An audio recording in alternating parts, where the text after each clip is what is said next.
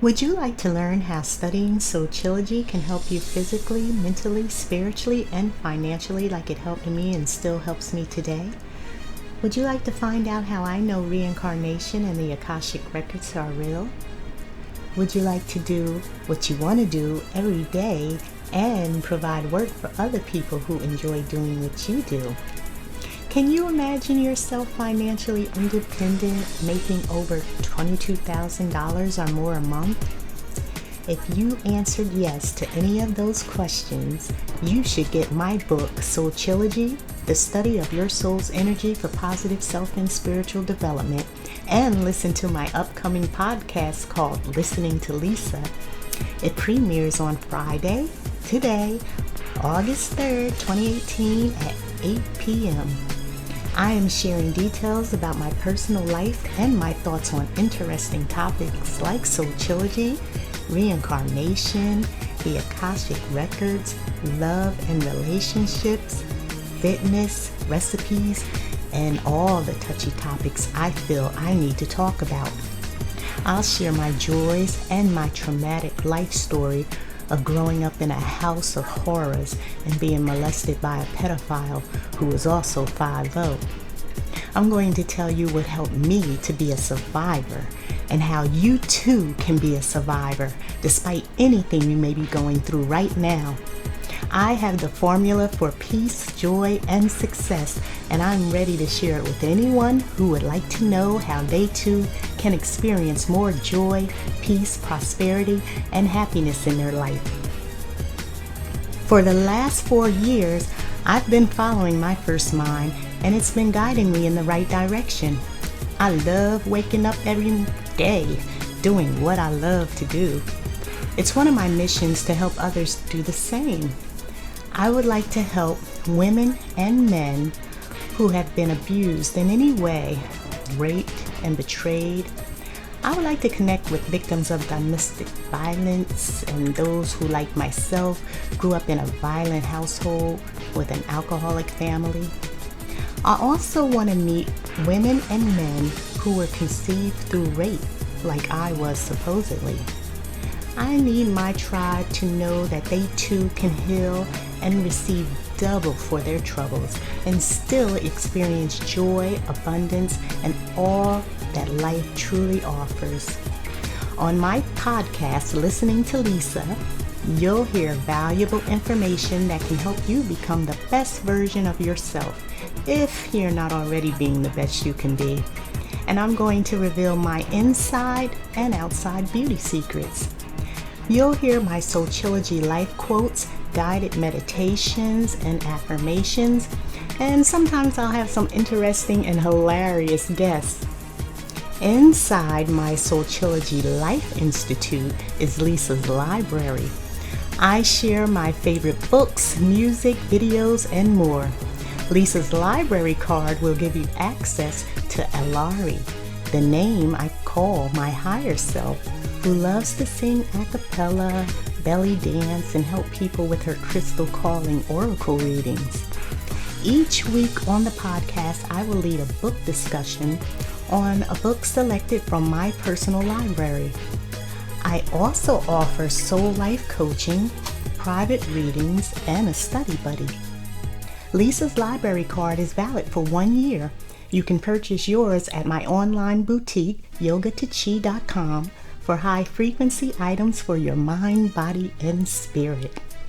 I use PayPal, and you will receive the link for all access into Lisa's library. You'll also receive a free copy of my thought-provoking book, Soulchilogy, The Study of Your Soul's Energy for Positive Self and Spiritual Development. It retails on my Yoga to Chi site and on Amazon for $19.98. And for all of you who purchase Lisa's library card today at $39.99, I will also pre-book you an appointment with me to give you a free crystal calling oracle reading as a thank you for becoming a part of my tribe today.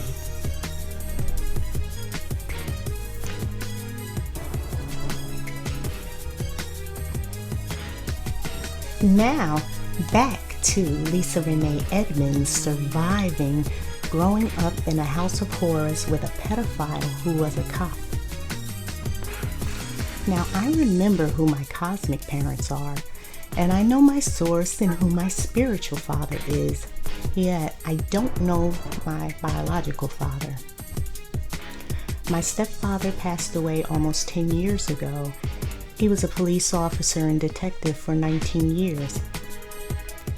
Even though he took an oath to serve and protect, he molested me and several other children, probably more than we'll ever know.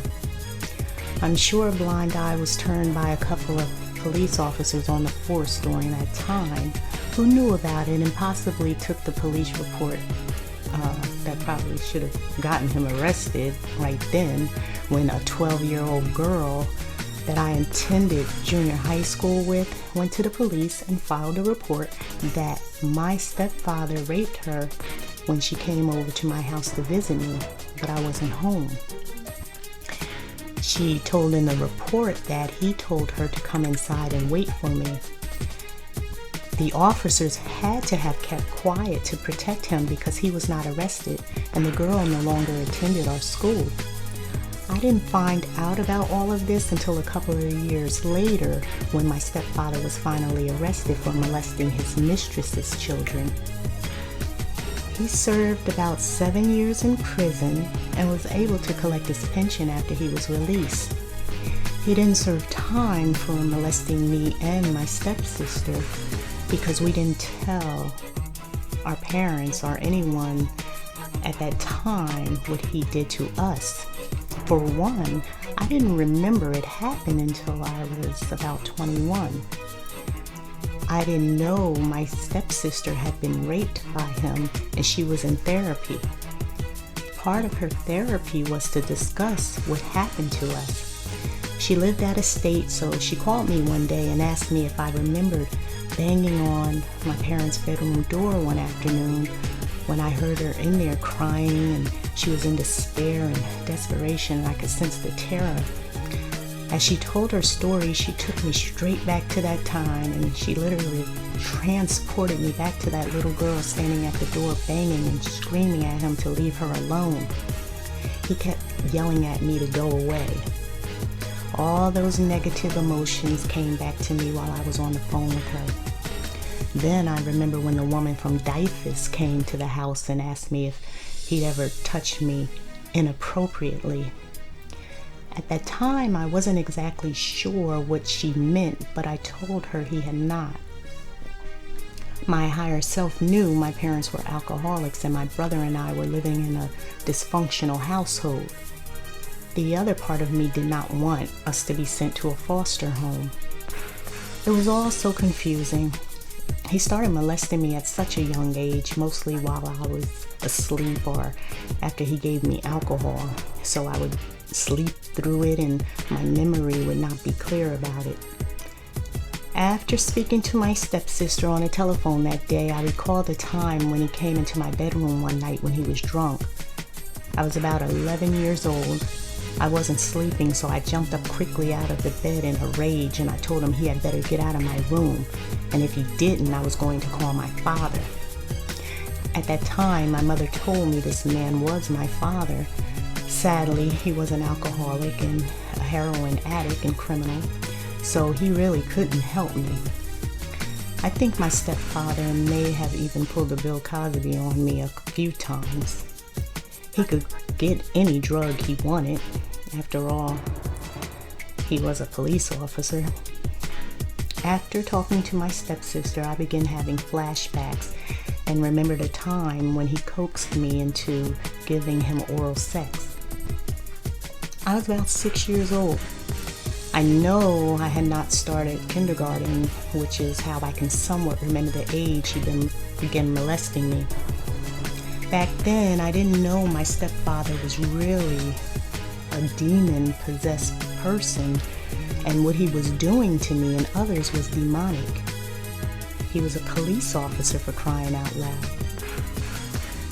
In our house, all spread out, he had handcuffs, guns, rifles, bullets, bows and arrows, and crab traps. He was a sportsman, and he raised homing pigeons up at his parents' estate. And those homing pigeons, I remember they carried messages on their leg to white men he associated with. He also raised chickens and turkeys.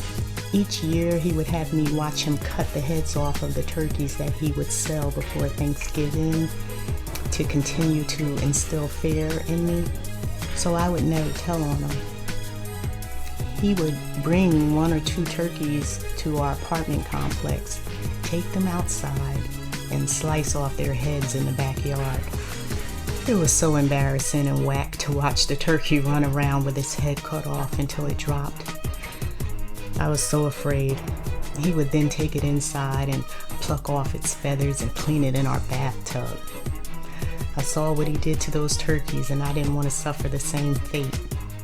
I kept my mouth shut and didn't tell anyone that he was abusing me, my mother, my stepsister, manipulating my younger brother, and even hurting a dog. I later found out he molested other children in nearby towns. Then, in 2011, I learned that he attempted to molest one of my classmates back in the day who attended one of my birthday sleepover parties. Sadly, I was the pretty little girl, so popular, yet I was living with a real monster in wolf in sheep's clothing. I enter, and understand why some people would never allow their children to go to sleepovers. When I think about how he may have done this to so many other children, it haunts me to this day. As a part of my own healing process, I wrote a fictional novel based on my life. I haven't published it yet because I wrote a screenplay and soundtrack for it as well. I would really like to watch it at home on Netflix or YouTube. I sometimes pull out the manuscript, read it, and think, wow, Lisa, this is good. You truly are a survivor. I would love to see Cardi B or someone with her type of great personality playing the lead character in my book. Over the years, I've had to edit my manuscript since real life is indeed stranger than fiction. I've had so many interesting experiences with famous and widely known people. One day I will write about my past relationships with these people, but in my book and future movie, all characters are fictitious. In my book, Soulchilogy, the study of your soul's energy for positive self and spiritual development, I also reveal that I am clairvoyant. I think I've had this ability since I was a child due to being molested at such a young age. I was able to tap into this power because of the state I would be in whenever I woke up and find my stepfather in my bedroom. I would have what some call lucid dreaming, but I call them strap downs.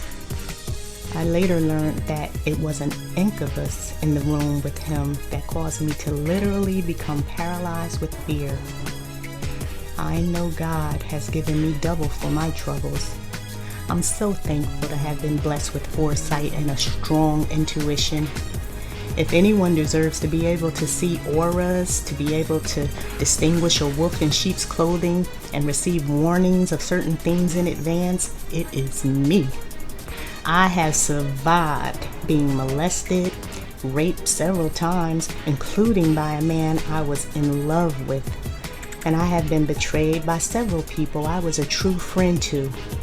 I forgive them, and I have love for them, yet most of all, I now have a lot of self-love. #MeToo. So, on my podcast, I will speak my truth about this and many other touchy topics, like taking a DNA test back in February and finding out Daddy really wasn't my biological father. He told me before we took the test that it didn't matter to him and that I would always be his daughter. Sadly, he passed in April. I will go into depth with my Soulchilogist perspective on various real-life topics, just like I mentioned. I know there are many people out there who have had similar experiences like me. These people are my tribe. I am reaching out to them because there is strength in numbers. Also, I am a Sagittarius and I love the truth. So, like many others, I'll share my opinions and perspective on controversial topics like transgenderism, which I feel is a demonic practice just like pedophilia. I think they both come from men with sick ideologies that are being force-fed to children. I will share the parts of people's biographies that many people aren't aware of. John Money will be one of the first people I would like to discuss. In my opinion, he is a pedophile who played a major role in hurting many children under the guise of being a so-called expert sexologist and psychologist. If you want to be in the know why I think John Money is a pedophile, Google BBC, Dr. Money, and the boy with no penis, and I think you may agree with me. I intend to let the world know that a pedophile is a demon-possessed person. Certain authorities, industries, and worldwide organizations, including many involved in the entertainment industry, they are into rituals that require them to use children in their sick rituals as sacrifices to feed off of the negative emotions the pedophiles cause their victims. The pedophilia and transgenderism, it's so prevalent now, and the reason why I can no longer remain silent is they are literally molesting the masses. And you know who I mean when I say they. These negative, demonic, spiritual entities need people's negative emotions to continue doing what they exist to do. The demons feed on negative emotions, especially your fears. They desperately seek to stay in power over the people. The good news is we are seeing the end of the devil's reign, and as you can see, those demons are mad and they're having a hissy fit because the game is over. They all will continue to expose themselves and be exposed. Ephesians 6:12, and that's my word. I hope you will tune in this Friday at 8 p.m.